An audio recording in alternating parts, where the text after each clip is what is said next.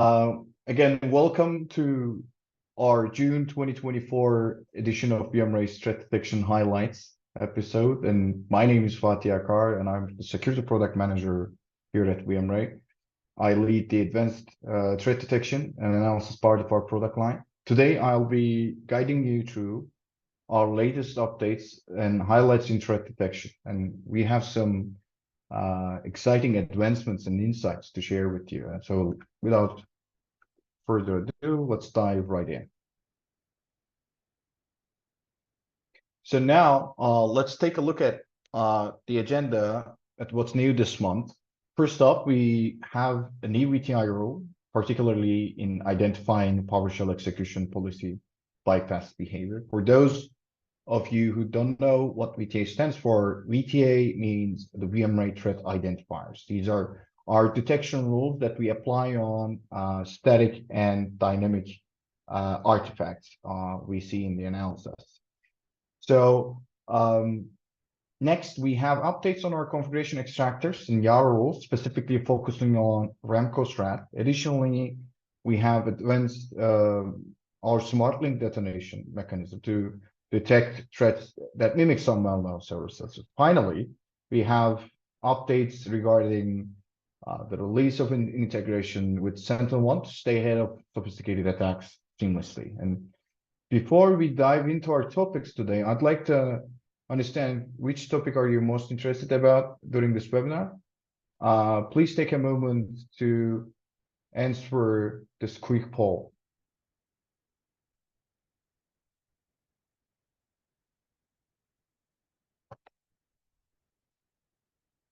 Let's wait a couple of seconds for everyone to respond, and your input is really valuable. This helps us tailor our discussions in these sessions to your interest.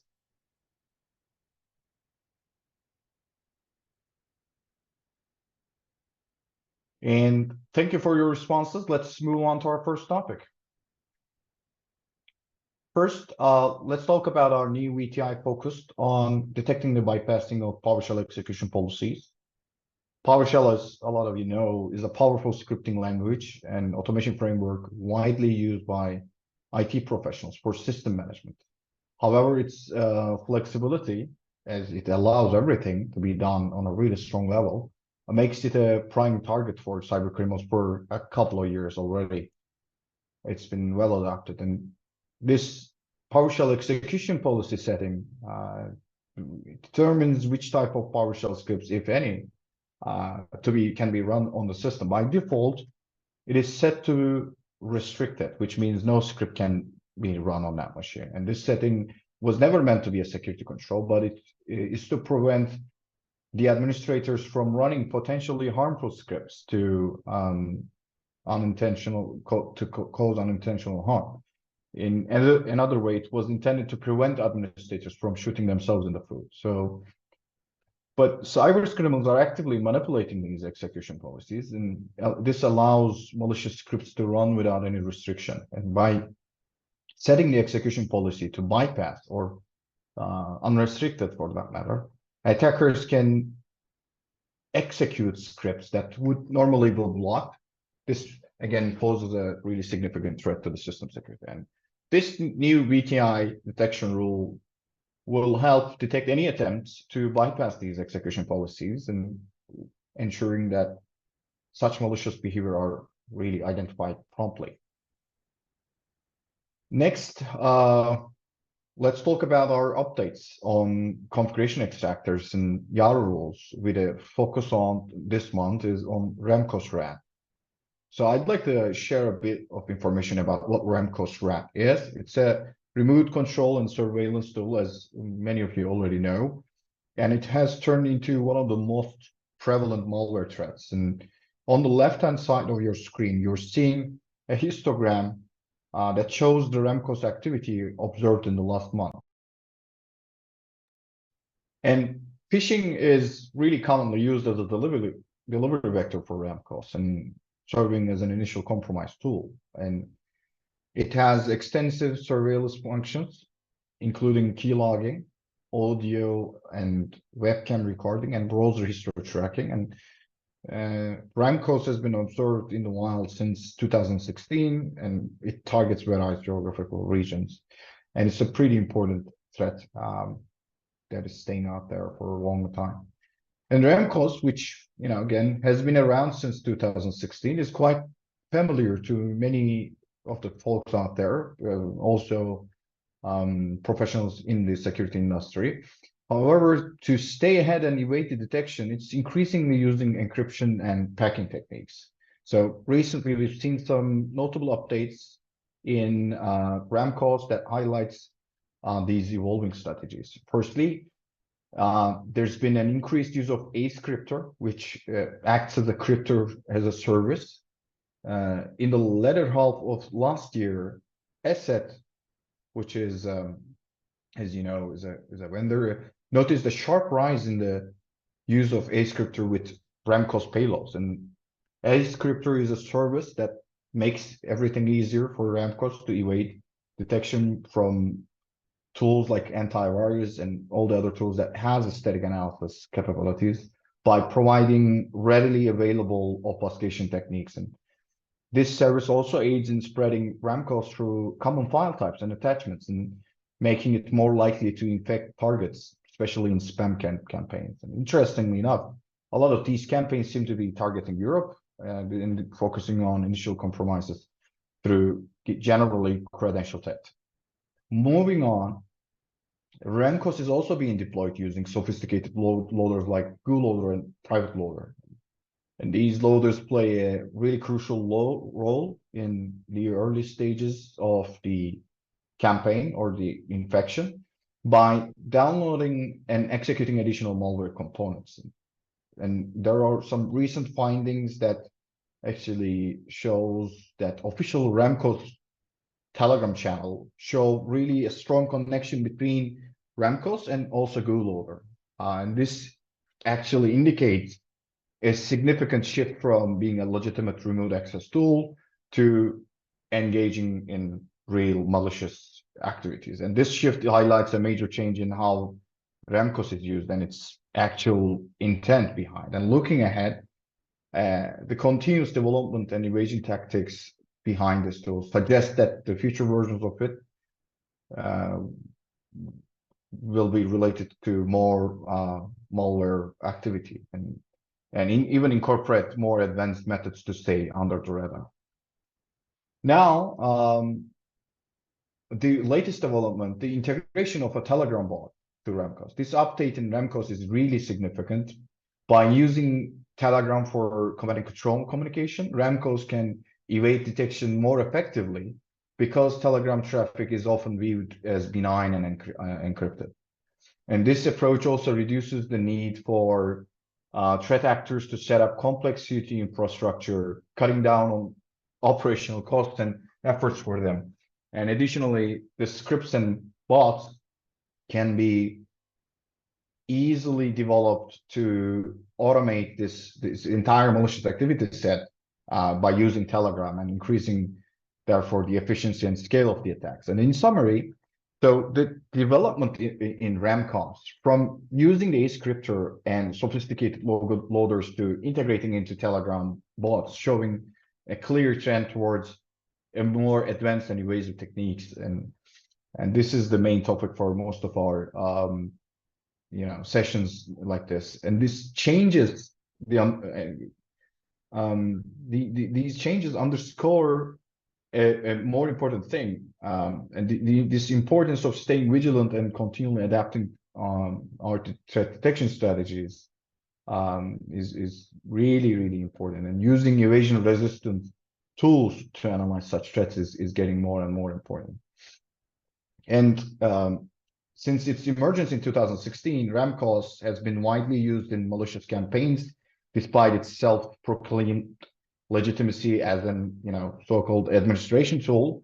Our recent observations indicate a growing number of Remcos samples where complete config extraction or version identification was missing in some of the analysis. And given that Remcos, as among like the top 10 malware families for the first quarter of 2024, addressing this gap was getting more and more important, and that's why to tackle this, we've updated our Remcos configuration extractor, and this will hopefully ensure more comprehensive coverage of Remcos samples and significantly improving the analysis report and enrichment.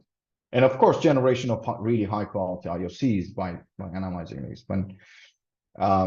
We've also strengthened our analysis capabilities around Remcos to provide deeper insights into this persistent threat.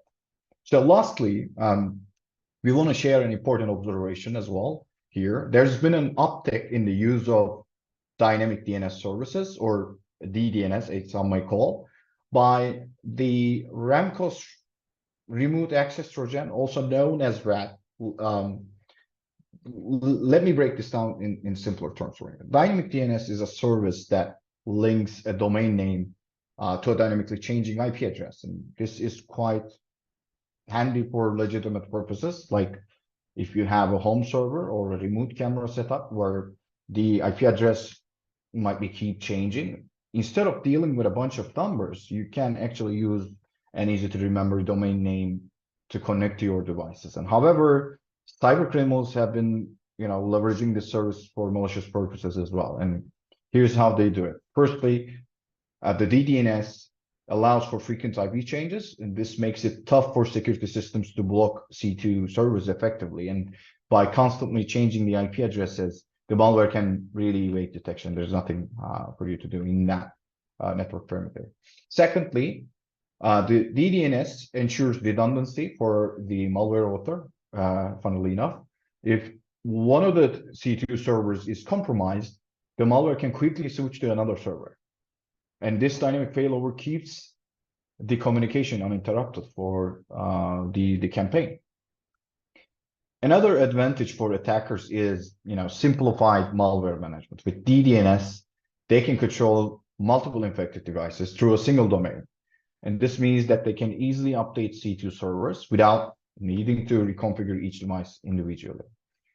Another factor is the scalability, and DDNS supports the easy expansion of C2 infrastructure, which facilitates the automatic IP updates and consistent communication with the malware. And this, makes the operations of the threat actor scalable and efficient at the same time.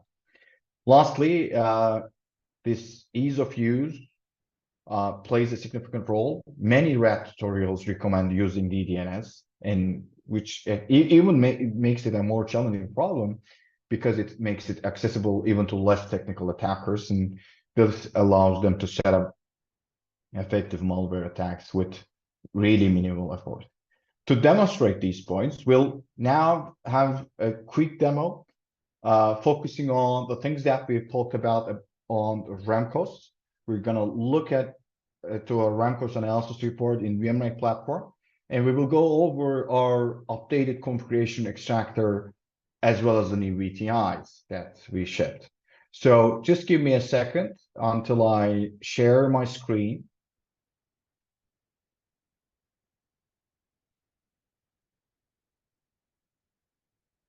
Now, in front of you, what you have is an analysis report from VMRay platform.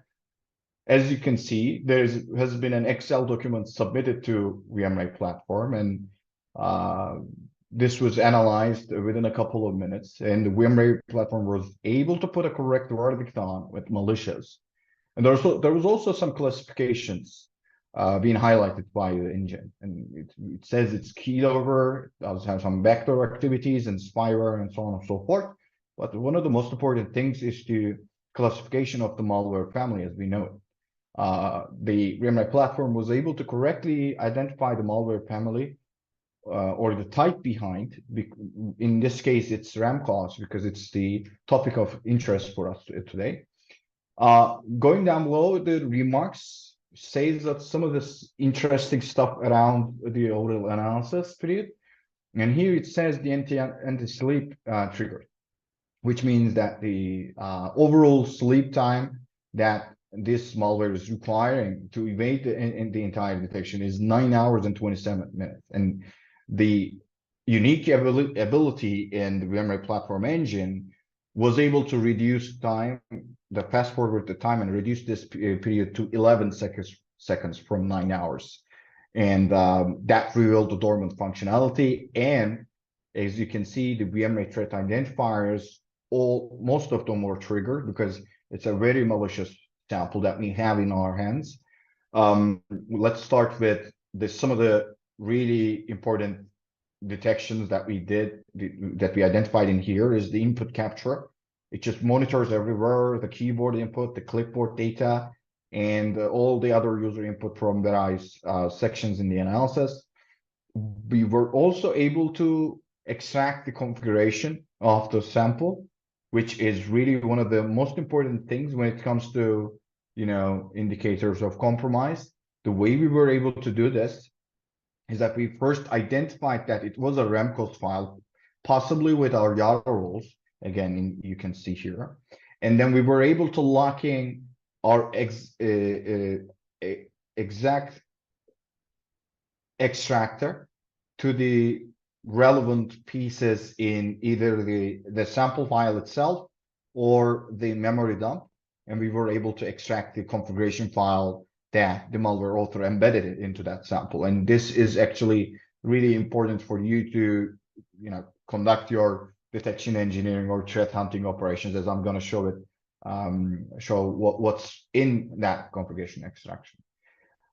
It also does data collection. And again, it's kind of similar to input capture and uses an exploit in Microsoft Office, funnily enough. And we were able to detect what kind of an exploit it was.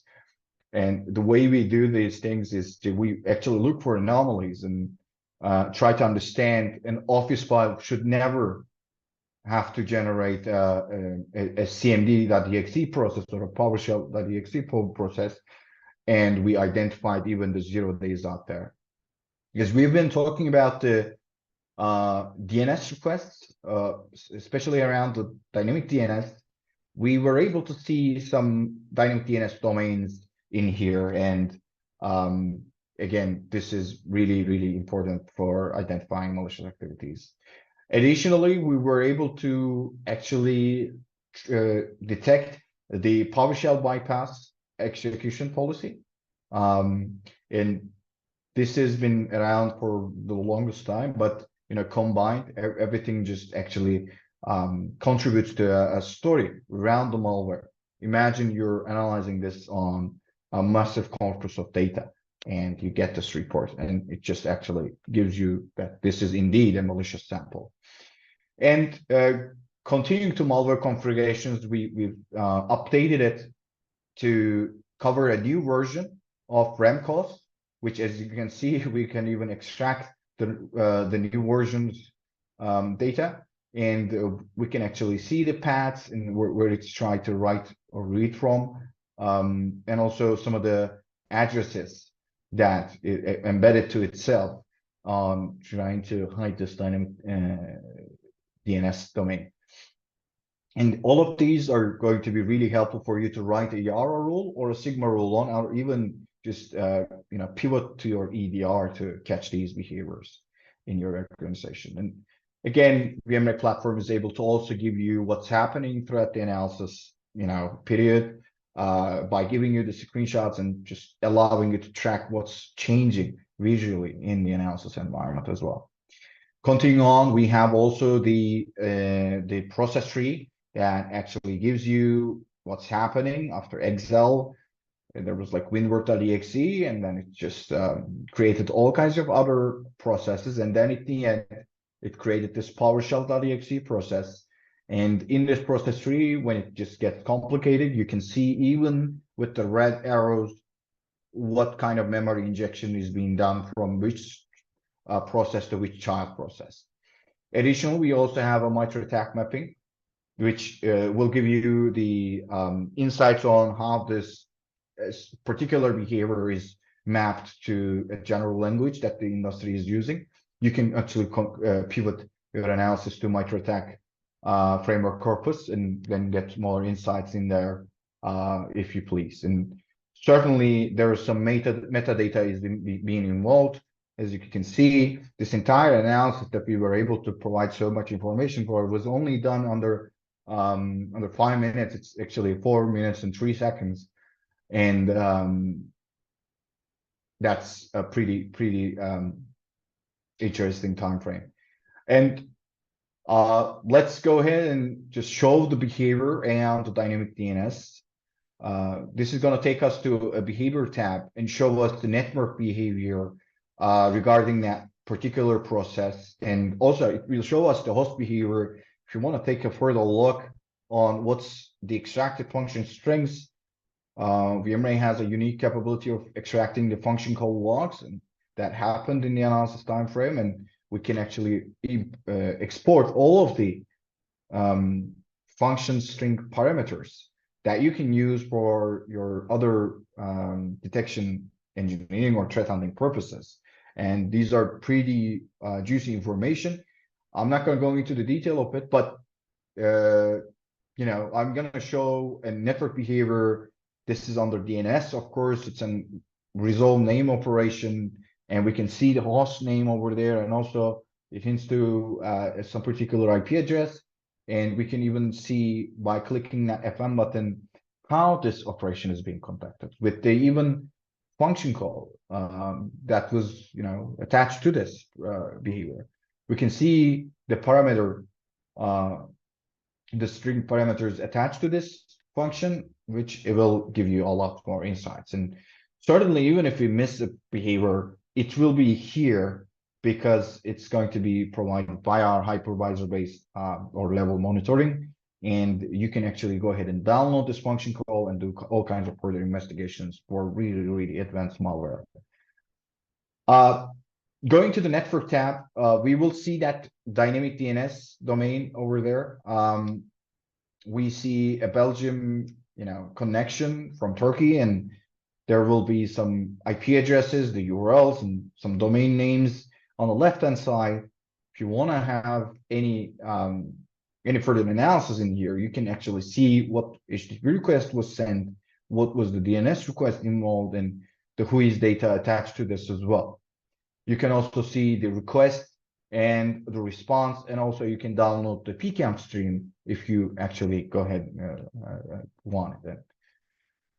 Going to the files tab, we will see all of the files, you know, the sample files that we submitted, which was an Excel document, and it was figured out to be malicious. And then even if it wasn't malicious, then we saw that it downloaded the file, and also there was some extraction of other files, which we also identified as malicious. And we also see some other files that are attached to it, whether it's dropped, whether it's, you know, extracted or downloaded. You will all be seeing all of these files attached to this main sample. Going to the AV and Yara tab, we see a lot of memory dumps. The funny thing about this memory dumps mechanism is that, you know, sometimes you apply your rules to the main sample file, but since it's packed and it's encrypted, it might not generate any match. However, the main file has to unpack itself and decrypt itself throughout the analysis stages, as the operating system won't understand anything but plain text instructions. So while this is happening, while the malware sample is unpacking itself, we're taking continuous dumps and apply YAR rules and antivirus onto it to understand what's happening, and maybe we can figure out the unpacked versions and also detect the malicious activity or malicious binary in the memory. And you can also see that we also applied the same technique to the other downloaded files on the last row here.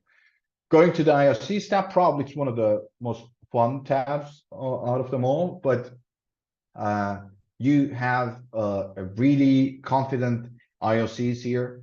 Some of them came from the network behavior that we observed. The other ones came from the configuration that we extracted. But on all of them, you will see that we have an attached verdict on it, whether it's malicious or suspicious or maybe even clean. As you can see on the left-hand side, the clean artifacts are already filtered out to not confuse you. And we are showing you from the get-go with the most important things that you should know. If you want to get into more details, you can, of course, unfilter to these and try to look up for more different IOCs. All of the IOCs are attached to a certain VTI, certain behavior rule. And in this place, we see a network connection at DDNS, as we've spoken about. That's why it's triggered that, and that's why this particular ISE is marked as malicious. And you can actually go ahead and iterate over all of the possible ISEs in here. That was an analysis done on the Remcos side, and I'm going to end the demo here and jump on to my presentation again, and to talk about the rest of the stuff that we didn't cover yet.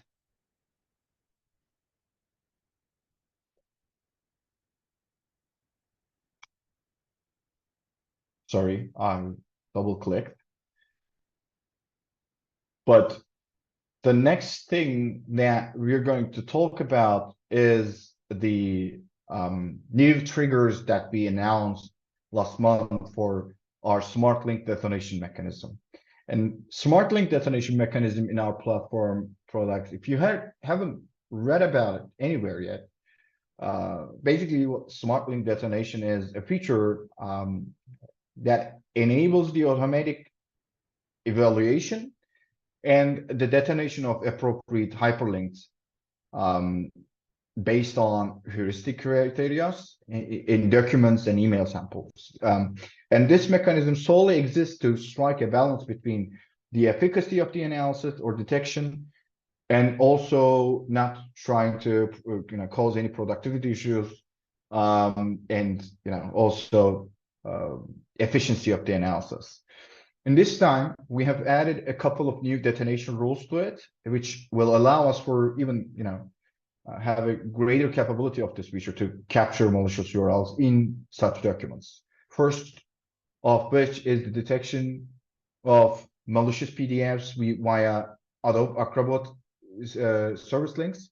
We've improved our email threat analysis. Now it is, if a document attached to an email includes a link in the Adobe Acrobat Cloud service, we will automatically analyze it. This is because these links can sometimes lead to malicious PDFs hosted on Adobe's platform. Secondly, identifying suspicious URLs that mimics, again, legitimate services, which is really similar to the first one. We have also enhanced our detection of phishing chains, which abuses the cloud web apps and services. And threat actors, as you know, often abuse well-known business apps like Google Docs, Office 365, and but it's not limited to that, right? There are also applications we've identified that and attacks we have observed using well-known applications like DocuSign to trick users. And we've added a new trigger to identify URLs with keywords like DocuSign to catch these phishing attempts early. And overall, we are continuously improving the capability to recursively submit these child URLs for really deeper analysis, and threat actors use these tricks and redirections to evade detection, but our systems won't give up that easy. We're gonna be committed to staying ahead of these tactics to prevent successful phishing attacks. And before we wrap up the session, there's another matter we want to talk about, which is the newly released hosted Sentinel-1 EDR connector.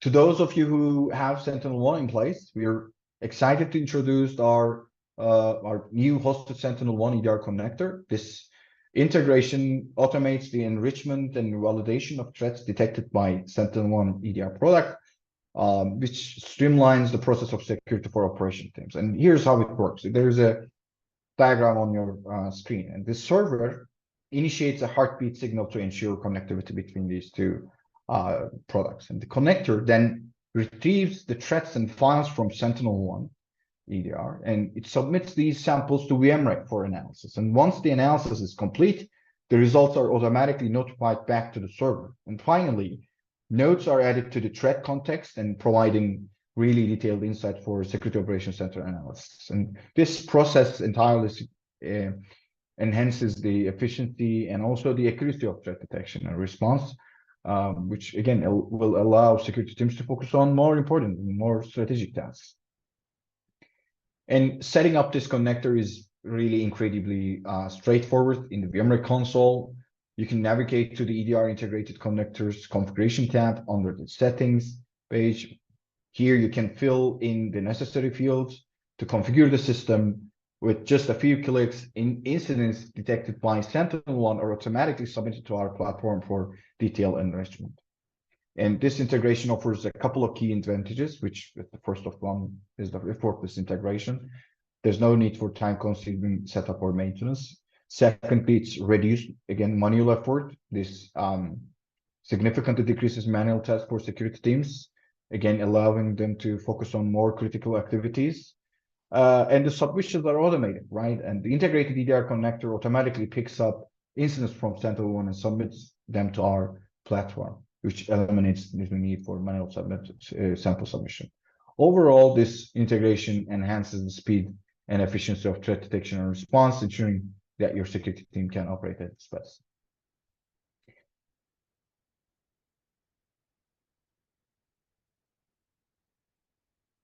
With that, I'd like to share some valuable resources and thank the community for their contributions. You can find detailed reports and insights on the following links that you see on your screen. Additionally, you can find public sample reports on our VMRay threat feed, including the detailed Remcos analysis. And now that we've covered the main points, I'd like to get a sense of what product category you're most likely to integrate VMRay with. And please take a moment to answer this final poll.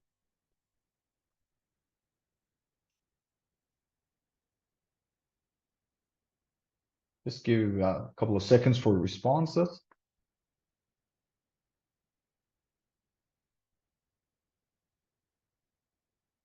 Thank you for your participation. And these all feedbacks are incredibly valuable for us. And again, we shape these sessions based on the response that we get from you.